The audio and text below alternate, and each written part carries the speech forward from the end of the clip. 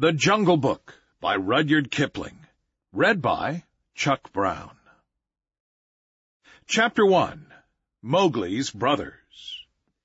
Now Ran the kite brings home the night that Mang the bat sets free. The herds are shut in brae and hut, for loose till dawn are we. This is the hour of pride and power, talon and tusk and claw. Oh, hear the call, good hunting all, that keep the jungle law. It was 7 o'clock of a very warm evening in the C79 hills when Father Wolf woke up from his daily rest, scratched himself, yawned, and spread out his paws one after the other to get rid of the sleepy feeling in the tips. Mother Wolf lay with her big gray nose dropped across her 4 tumbling, squealing cubs, and the moon shone into the mouth of the cave where they all lived. "Arg," said Father Wolf, "it's time to hunt again." And he was going to spring downhill when a little shadow with a bushy tail crossed the threshold and whined, "Good luck go with you, O chief of the wolves, and good luck and strong white teeth go with the noble children, that they may never forget the hungry in this world." It was the jackal, Tabaki, the dish-licker, and the wolves of India despise Tabaki because he runs about making mischief and telling tales and eating rags and pieces of leather from the village rubbish heaps. They are afraid of him, too, because Tabaki, more than anyone else in the jungle, is apt to go mad, and then he forgets that he was ever afraid of anyone, and runs through the forest biting everything in his way. Even the tiger hides when little Tabaki goes mad, for madness is the most disgraceful thing that can overtake a wild creature. We call it hydrophobia, but they call it diwani, the madness, and run. "Enter, then, and look," said Father Wolf, stiffly, "but there is no food here." "For a wolf, no," said Tabaki, "but for so mean a person as myself a dry bone is a good feast. Who are we, the Gitterlog, the jackal people, to pick and choose?" He scuttled to the back of the cave, where he found the bone of a buck with some meat on it, and sat cracking the end merrily. "All thanks for this good meal," he said, licking his lips. "How beautiful are the noble children! How large are their eyes, and so young, too! Indeed, indeed, I might have remembered that the children of kings are men from the beginning." Now Tabaki knew as well as anyone else that there is nothing so unlucky as to compliment children to their faces, and it pleased him to see Mother and Father Wolf look uncomfortable. Tabaki sat still, rejoicing in the mischief that he had made, and then he said spitefully, "Shere Khan, the big one, has shifted his hunting grounds. He will hunt among these hills during the next moon, so he has told me." Shere Khan was the tiger who lived near the Wainganga River, 20 miles away. "He has no right," Father Wolf began angrily. "By the law of the jungle, he has no right to change his quarters without fair warning. He will frighten every head of game within 10 miles, and I have to kill for 2 these days." "His mother did not call him Lungri, the lame one, for nothing," said Mother Wolf quietly. "He has been lame in 1 foot from his birth. That is why he has only killed cattle. Now the villagers of the Wainganga are angry with him, and he has come here to make our villagers angry. They will scour the jungle for him when he is far away, and we and our children must run when the grass is set alight. Indeed, we are very grateful to Shere Khan." "Shall I tell him of your gratitude?" said Tabaki. "Out," snapped Father Wolf. "Out and hunt with thy master. Thou hast done harm enough for one night." "I go," said Tabaki quietly. Ye can hear Shere Khan below us in the thickets. I might have saved myself the message." Father Wolf listened, and in the dark valley that ran down to a little river, he heard the dry, angry, snarly, sing-song whine of a tiger who has caught nothing and does not care if all the jungle knows it. "The fool," said Father Wolf, "to begin a night's work with that noise. Does he think that our buck are like his fat Waingunga bullocks?" "Hush! It is neither bullock nor buck that he hunts tonight," said Mother Wolf. "It is man." The whine had changed to a sort of humming purr that seemed to roll from every quarter of the compass. It was the noise that bewilders woodcutters and gypsies sleeping in the open, and makes them run sometimes into the very mouth of the tiger. "Man," said Father Wolf, showing all his white teeth, "faugh! Are there not enough beetles and frogs in the tank that he must eat man, and on our ground, too?" The law of the jungle, which never orders anything without a reason, forbids every beast to eat man, except when he is killing to show his children how to kill, and then he must hunt outside the hunting grounds of his pack or tribe. The real reason for this is that man-killing means, sooner or later, the arrival of white men on elephants, with guns, and hundreds of brown men with gongs and rockets and torches. Then everybody in the jungle suffers. The reason the beasts give among themselves is that man is the weakest and most defenseless of all living things, and it is unsportsmanlike to touch him. They say, too, and it is true, that man-eaters become mangy and lose their teeth. The purr grew louder, and ended in the full-throated "arr" of the tiger's charge. Then there was a howl, an untigerish howl, from Shere Khan. "He has missed," said Mother Wolf. "What is it?" Father Wolf ran out a few paces, and heard Shere Khan muttering and mumbling savagely, as he tumbled about in the scrub.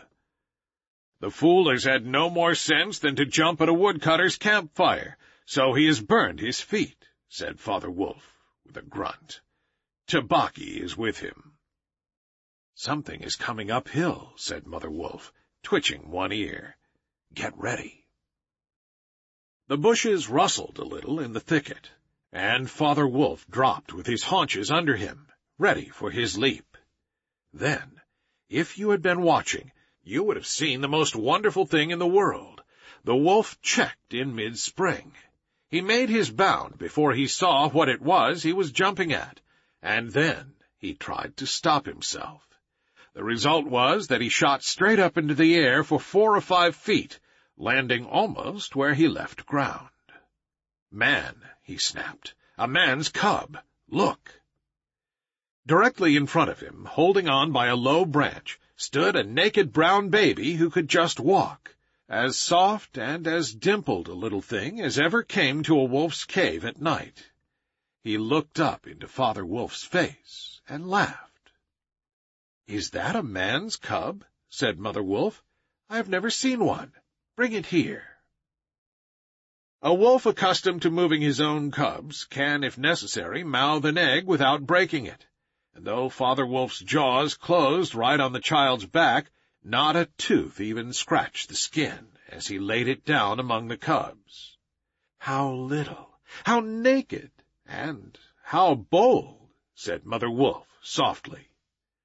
The baby was pushing his way between the cubs to get close to the warm hide. "Ahai! He is taking his meal with the others. And so this is a man's cub. Now was there ever a wolf that could boast of a man's cub among her children?" "I have heard now and again of such a thing, but never in our pack or in my time," said Father Wolf. "He is altogether without hair, and I could kill him with a touch of my foot. But see, he looks up, and is not afraid." The moonlight was blocked out of the mouth of the cave, for Shere Khan's great square head and shoulders were thrust into the entrance. Tabaki, behind him, was squeaking, my lord, it went in here." "Shere Khan does us great honor," said Father Wolf, but his eyes were very angry. What does Shere Khan need?" "My quarry. A man's cub went this way," said Shere Khan. "Its parents have run off. Give it to me." Shere Khan had jumped at a woodcutter's campfire, as Father Wolf had said, and was furious from the pain of his burned feet. But Father Wolf knew that the mouth of the cave was too narrow for a tiger to come in by. Even where he was, Shere Khan's shoulders and forepaws were cramped for want of room, as a man's would be if he tried to fight in a barrel. "The wolves are a free people," said Father Wolf. "They take orders from the head of the pack, and not from any striped cattle killer. The man's cub is ours, to kill if we choose." "Ye choose, and ye do not choose. What talk is this of choosing? By the bull that I killed, am I to stand nosing into your dog's den for my fair dues? It is I, Shere Khan, who speak." The tiger's roar filled the cave with thunder. Mother Wolf shook herself clear of the cubs, and sprang forward, her eyes, like two green moons in the darkness, facing the blazing eyes of Shere Khan. "And it is I, Raksha, the demon, who answer. The man's cub is mine, Lungri, mine to me. He shall not be killed. He shall live to run with the pack, and to hunt with the pack. And in the end, look you, hunter of little naked cubs, frog-eater, fish-killer, he shall hunt thee. Now get hence, or by the Sambur that I killed, I eat no starved cattle, back thou goest to thy mother, burned beast of the jungle, lamer than ever thou camest into the world. Go!" Father Wolf looked on amazed. He had almost forgotten the days when he won Mother Wolf in a fair fight from 5 other wolves, when she ran in the pack, and was not called the demon for compliment's sake. Shere Khan might have faced Father Wolf, but he could not stand up against Mother Wolf, for he knew that where she was, she had all the advantage of the ground, and would fight to the death. So he backed out of the cave mouth growling, and when he was clear, he shouted, "Each dog barks in his own yard. We will see what the pack will say to this fostering of man-cubs. The cub is mine, and to my teeth he will come in the end, O bush-tailed thieves." Mother Wolf threw herself down panting among the cubs, and Father Wolf said to her gravely, "Shere Khan speaks this much truth. The cub must be shown to the pack. Wilt thou still keep him, mother?" "Keep him?" she gasped. "He came naked, by night, alone and very hungry. Yet he was not afraid. Look, he has pushed one of my babes to one side already, and that lame butcher would have killed him, and would have run off to the Wainganga, while the villagers here hunted through all our lairs in revenge. Keep him? Assuredly I will keep him. Lie still, little frog. O thou Mowgli, for Mowgli the frog I will call thee. The time will come when thou wilt hunt Shere Khan, as he has hunted thee." "But what will our pack say?" said Father Wolf. The law of the jungle lays down very clearly that any wolf may, when he marries, withdraw from the pack he belongs to. But as soon as his cubs are old enough to stand on their feet, he must bring them to the pack council, which is generally held once a month at a full moon, in order that the other wolves may identify them. After that inspection, the cubs are free to run where they please, and until they have killed their first buck, no excuse is accepted if a grown wolf of the pack kills one of them. The punishment is death where the murderer can be found, and if you think for a minute, you will see that this must be so. Father Wolf waited till his cubs could run a little, and then on the night of the pack meeting took them and Mowgli and Mother Wolf to the Council Rock, a hilltop covered with stones and boulders where 100 wolves could hide. Akela, the great gray lone wolf, who led all the pack by strength and cunning, lay out at full length on his rock, and below him sat 40 or more wolves of every size and color, from badger-colored veterans who could handle a buck alone to young black 3-year-olds who thought they could. The lone wolf had led them for a year now. He had fallen twice into a wolf trap in his youth, and once he had been beaten and left for dead, so he knew the manner and customs of men. There was very little talking at the rock. The cubs tumbled over one another in the center of the circle where their mothers and fathers sat, and now and again a senior wolf would go quietly up to a cub, look at him carefully, and return to his place on noiseless feet. Sometimes a mother would push her cub far out into the moonlight to be sure that he had not been overlooked. Aquila from his rock would cry, "Ye know the law! Ye know the law! Look well, O wolves!" And the anxious mothers would take up the call, "Look, look well, O wolves!" At last, and Mother Wolf's neck bristles lifted as the time came, Father Wolf pushed Mowgli the Frog, as they called him, into the center, where he sat laughing and playing with some pebbles that glistened in the moonlight. Aquila never raised his head from his paws, but went on with the monotonous cry, "Look well!" A muffled roar came up from behind the rocks, the voice of Shere Khan crying, "The cub is mine, give him to me. What have the free people to do with a man's cub?" Aquila never even twitched his ears. All he said was, "Look well, O wolves! What have the free people to do with the orders of any save the free people? Look well!" There was a chorus of deep growls, and a young wolf in his 4th year flung back Shere Khan's question to Aquila. "What have the free people to do with a man's cub?" Now the law of the jungle lays down that if there is any dispute as to the right of a cub to be accepted by the pack, he must be spoken for by at least 2 members of the pack who are not his father and mother. "Who speaks for this cub?" said Aquila. "Among the free people, who speaks?" There was no answer, and Mother Wolf got ready for what she knew would be her last fight, if things came to fighting.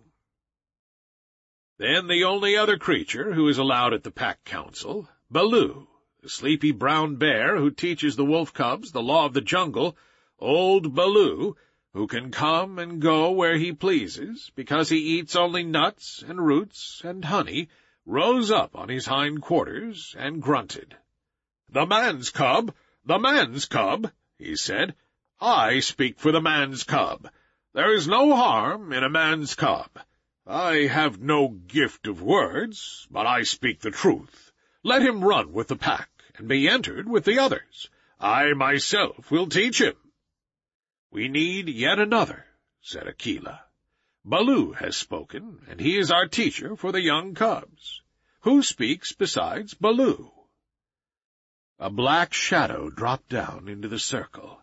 It was Bagheera, the Black Panther, inky black all over, but with the panther marking showing up in certain lights like the pattern of watered silk. Everybody knew Bagheera, and nobody cared to cross his path, for he was as cunning as Tabaqui, as bold as the wild buffalo, and as reckless as the wounded elephant.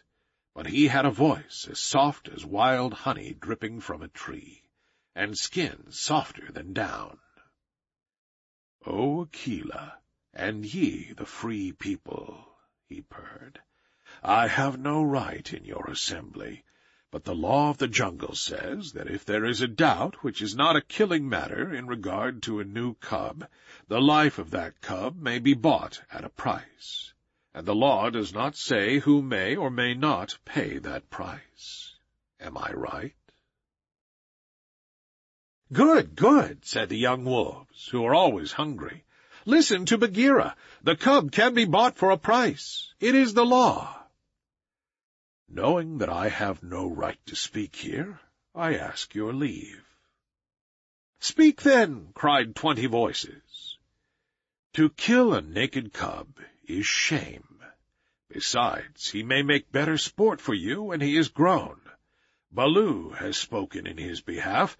Now to Baloo's word I will add 1 bull, and a fat one, newly killed, not half a mile from here, if ye will accept the man's club according to the law. Is it difficult?"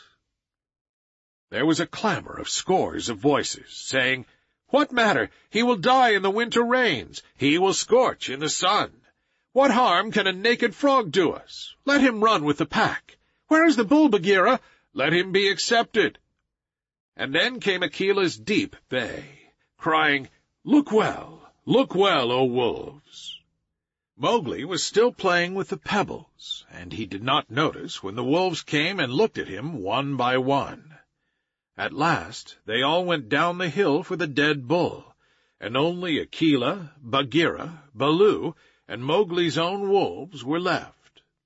Shere Khan roared still in the night, for he was very angry that Mowgli had not been handed over to him. "Ay, roar well," said Bagheera under his whiskers, "for the time comes when this naked thing will make thee roar to another tune, or I know nothing of man." "It was well done," said Akela. "Men and their cubs are very wise. He may be a help in time." "Truly, a help in time of need, for none can hope to lead the pack forever," said Bagheera. Akela said nothing. He was thinking of the time that comes to every leader of every pack, when his strength goes from him, and he gets feebler and feebler, till at last he is killed by the wolves, and a new leader comes up, to be killed in his turn. "Take him away," he said to Father Wolf, "and train him as befits one of the free people."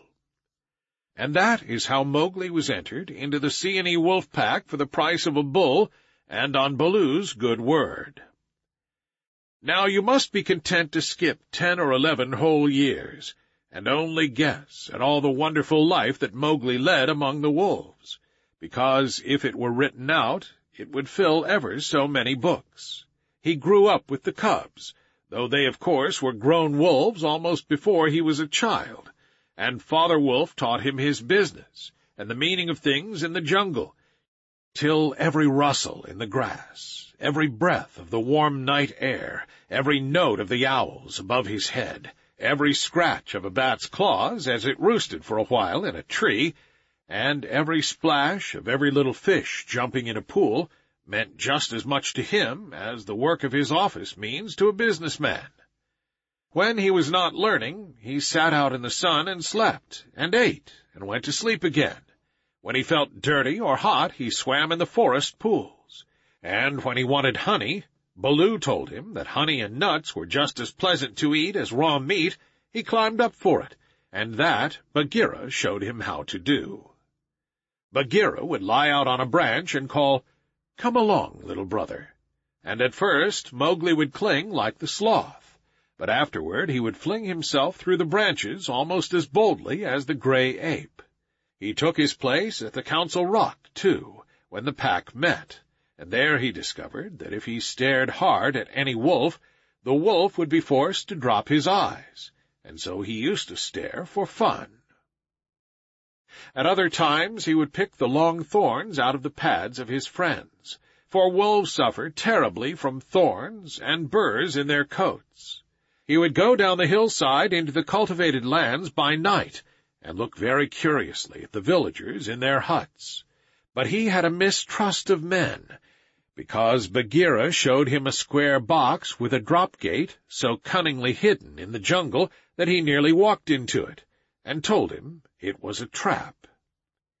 He loved better than anything else to go with Bagheera into the dark, warm heart of the forest, to sleep all through the drowsy day, and at night see how Bagheera did his killing. Bagheera killed right and left as he felt hungry, and so did Mowgli, with one exception. As soon as he was old enough to understand things, Bagheera told him that he must never touch cattle, because he had been bought into the pack at the price of a bull's life. "All the jungle is thine," said Bagheera, "and thou canst kill everything that thou art strong enough to kill. But for the sake of the bull that bought thee, thou must never kill or eat any cattle, young or old. That is the law of the jungle."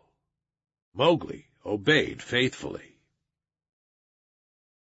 As he grew and grew strong, as a boy must grow, who does not know that he is learning any lessons, and who has nothing in the world to think of except things to eat. Mother Wolf told him once or twice that Shere Khan was not a creature to be trusted, and that some day he must kill Shere Khan. But though a young wolf would have remembered that advice every hour, Mowgli forgot it, because he was only a boy, though he would have called himself a wolf if he had been able to speak in any human tongue. Shere Khan was always crossing his path in the jungle, for as Akela grew older and feebler, the lame tiger had come to be great friends with the younger wolves of the pack, who followed him for scraps, a thing Akela would never have allowed if he had dared to push his authority to the proper bounds. Then Shere Khan would flatter them, and wonder that such fine young hunters were content to be led by a dying wolf and a man's cub. "They tell me," Shere Khan would say, "that at council ye dare not look him between the eyes." And the young wolves would growl and bristle. Bagheera, who had eyes and ears everywhere, knew something of this, and once or twice he told Mowgli in so many words that Shere Khan would kill him some day, and Mowgli would laugh and answer, "I have the pack, and I have thee, and Baloo, though he is so lazy, might strike a blow or two for my sake. Why should I be afraid?"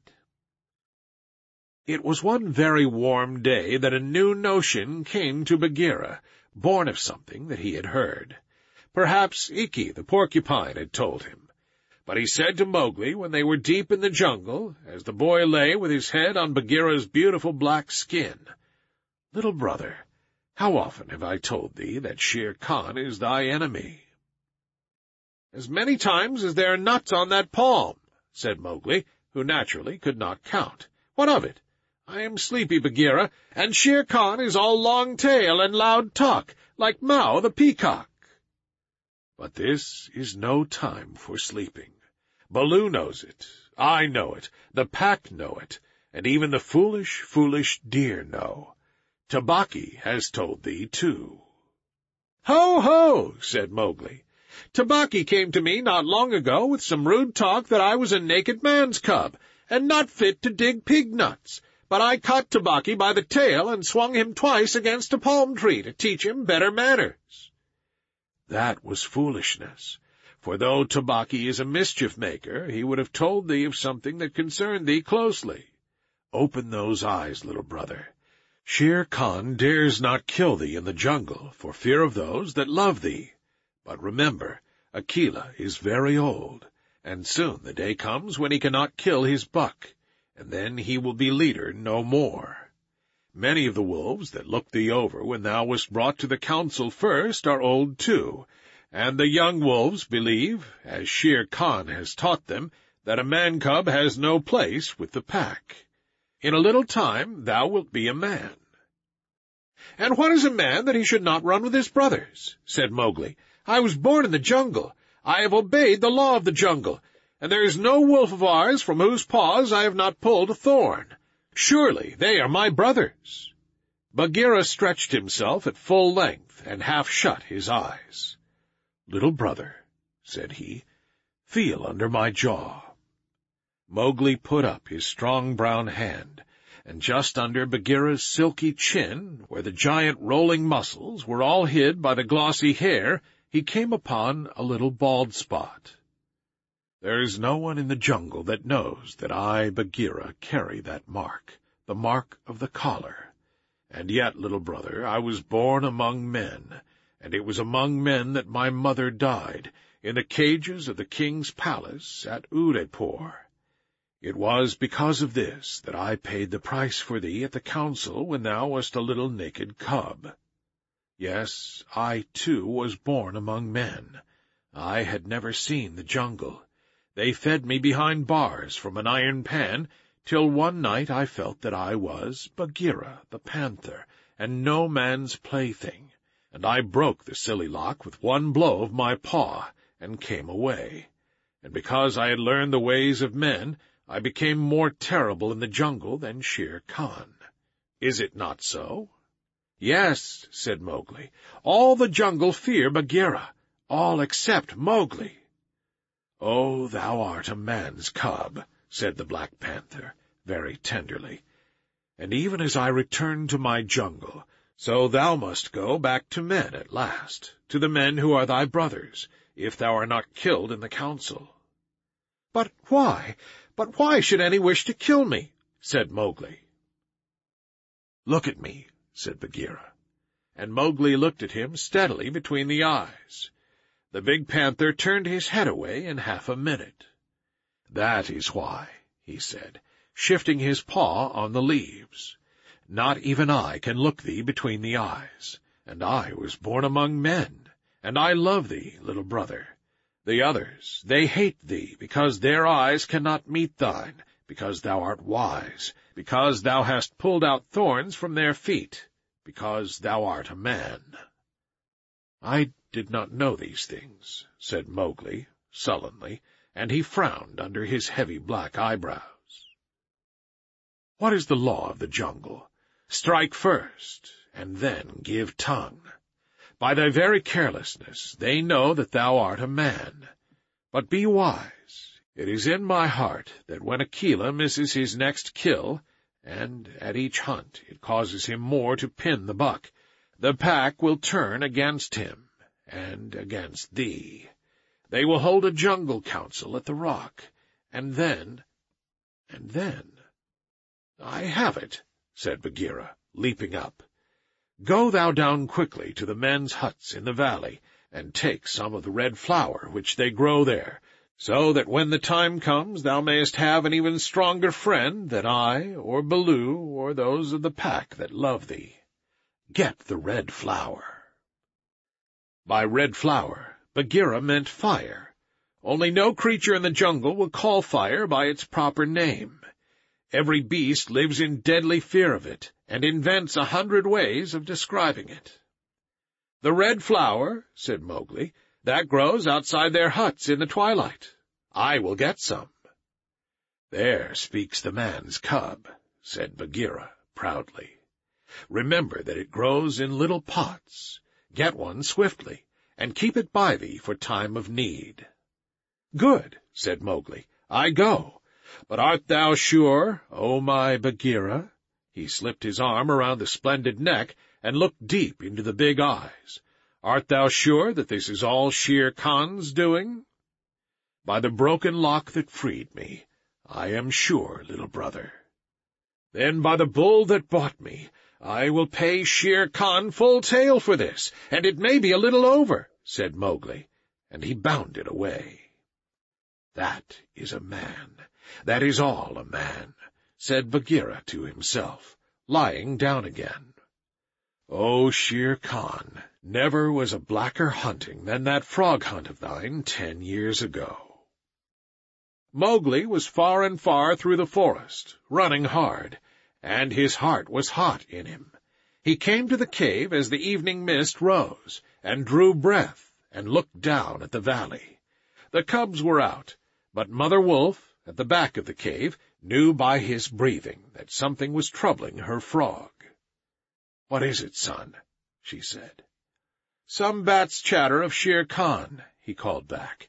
"I hunt among the ploughed fields tonight."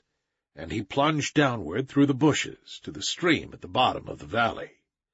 There he checked, for he heard the yell of the pack hunting, heard the bellow of a hunted Sambur, and the snort as the buck turned at bay.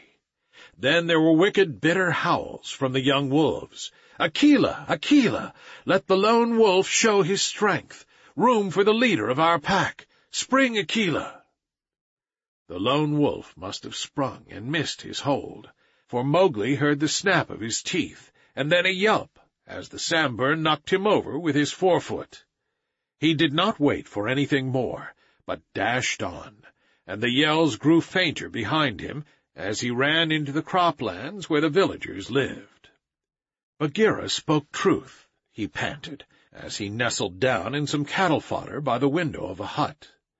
"Tomorrow is one day for Akela and for me." Then he pressed his face close to the window and watched the fire on the hearth. He saw the husbandman's wife get up and feed it in the night with black clumps, and when the morning came and the mists were all white and cold, he saw the man's child pick up a wicker pot plastered inside with earth, fill it with lumps of red-hot charcoal, put it under his blanket, and go out to tend the cows in the byre. "Is that all?" said Mowgli. "If a cub can do it, there is nothing to fear." So he strode around the corner and met the boy, took the pot from his hand, and disappeared into the mist, while the boy howled with fear. "They are very like me," said Mowgli, blowing into the pot, as he had seen the woman do. "This thing will die if I do not give it things to eat." And he dropped twigs and dried bark on the red stuff. Halfway up the hill he met Bagheera, with the morning dew shining like moonstones on his coat. "Akela has missed," said the panther. "They would have killed him last night, but they needed thee also.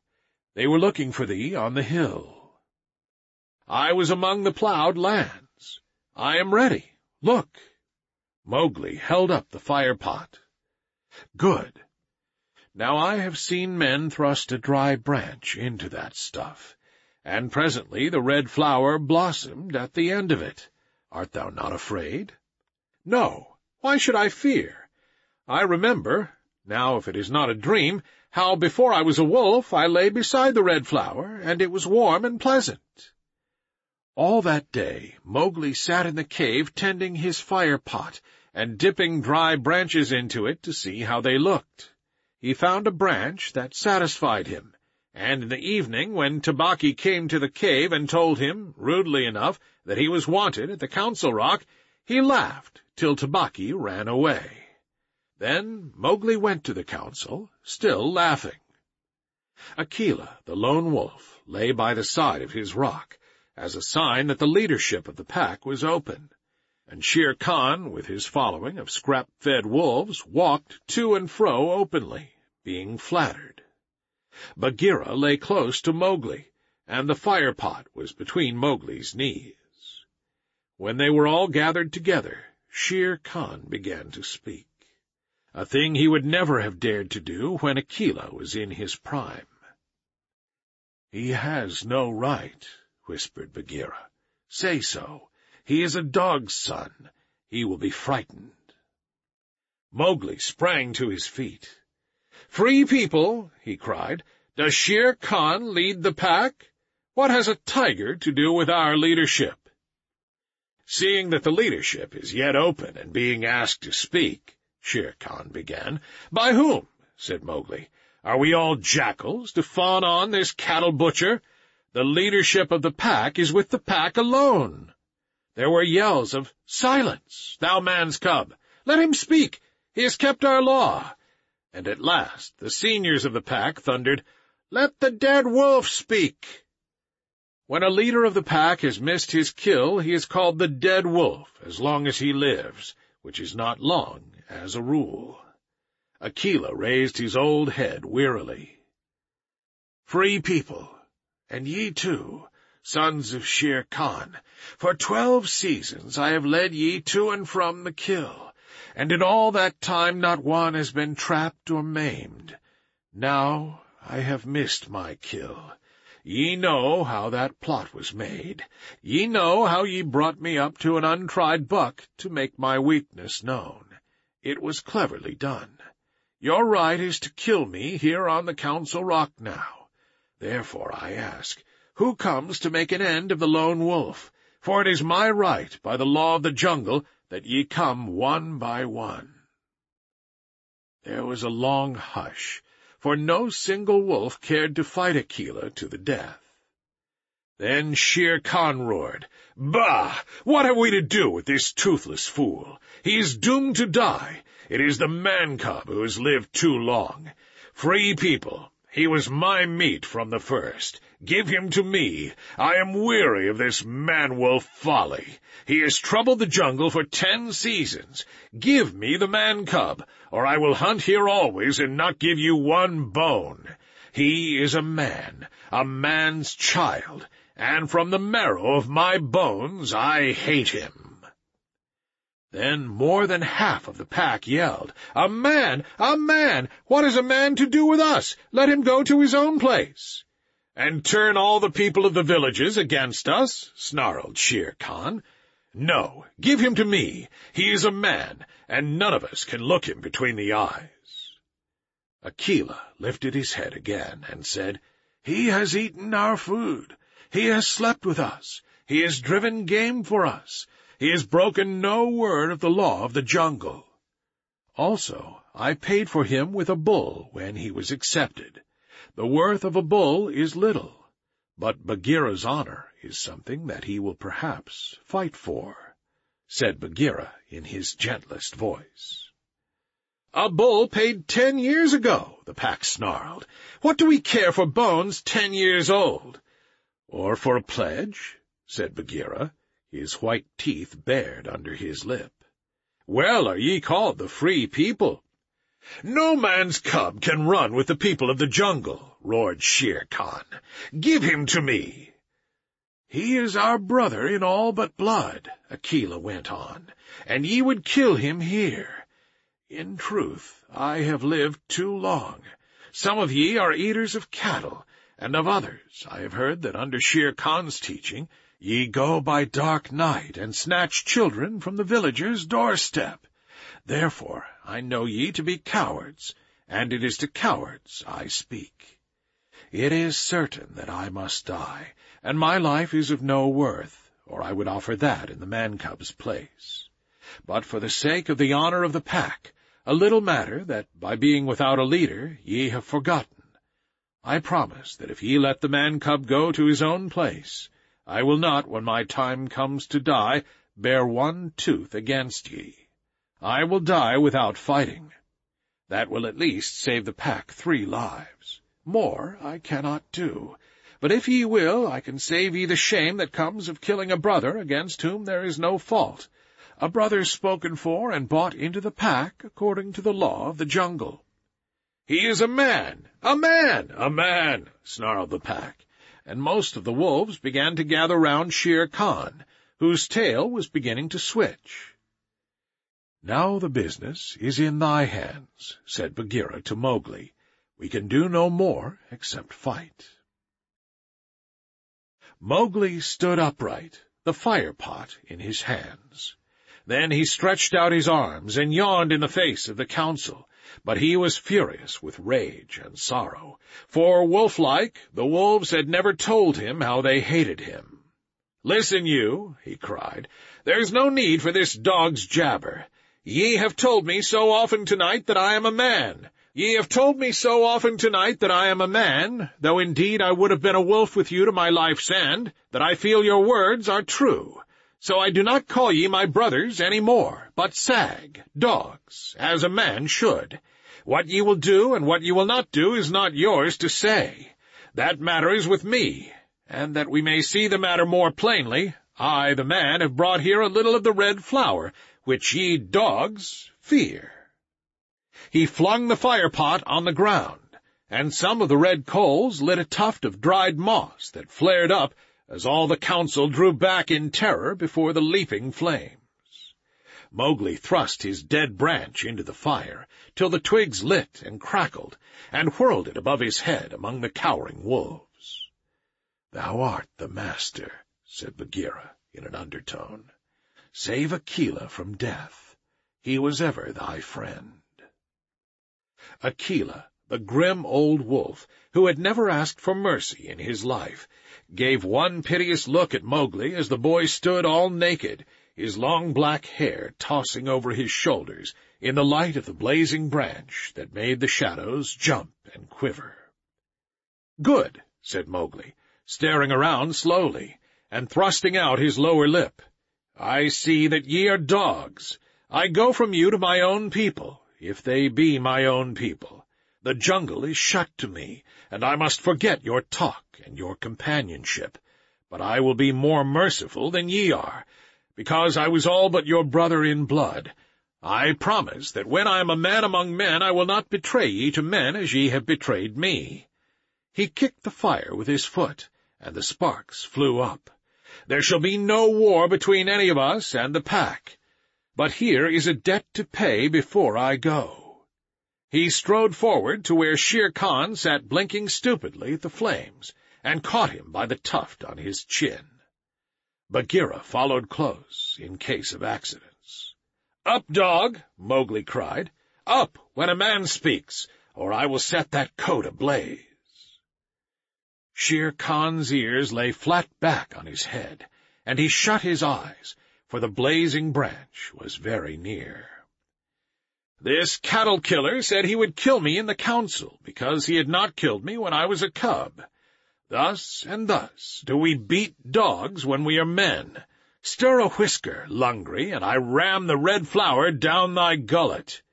He beat Shere Khan over the head with the branch, and the tiger whimpered and whined in an agony of fear. "Pah! Singed jungle cat! Go now!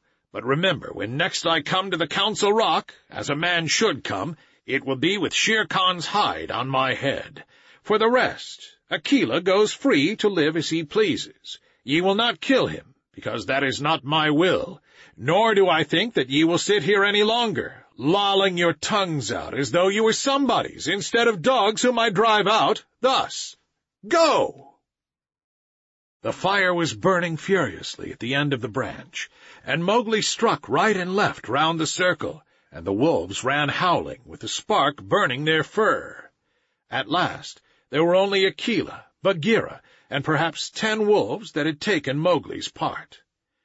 Then something began to hurt Mowgli inside him, as he had never been hurt in his life before, and he caught his breath and sobbed, and tears ran down his face. "What is it? What is it?" he said. "I do not wish to leave the jungle, and I do not know what this is. Am I dying, Bagheera?" "No, little brother. Those are only tears, such as men use," said Bagheera. "Now I know thou art a man, and a man's cub no longer. The jungle is shut indeed to thee henceforward. Let them fall, Mowgli. They are only tears." So Mowgli sat and cried as though his heart would break, and he had never cried in all his life before. "Now," he said, "I will go to men, but first I must say farewell to my mother." And he went to the cave where she lived with Father Wolf, and he cried on her coat, while the 4 cubs howled miserably. "Ye will not forget me?" said Mowgli. "Never while we can follow a trail," said the cubs. "Come to the foot of the hill when thou art a man, and we will talk to thee, and we will come into the croplands to play with thee by night." "Come soon," said Father Wolf. "O wise little frog, come again soon, for we will be old, thy mother and I." "Come soon," said Mother Wolf, "little naked son of mine, for listen, child of man, I loved thee more than ever I loved my cubs." "I will surely come," said Mowgli, "and when I come it will be to lay out Shere Khan's hide upon the Council Rock. Do not forget me. Tell them in the jungle never to forget me." The dawn was beginning to break when Mowgli went down the hillside alone to the crops to meet those mysterious things that are called men.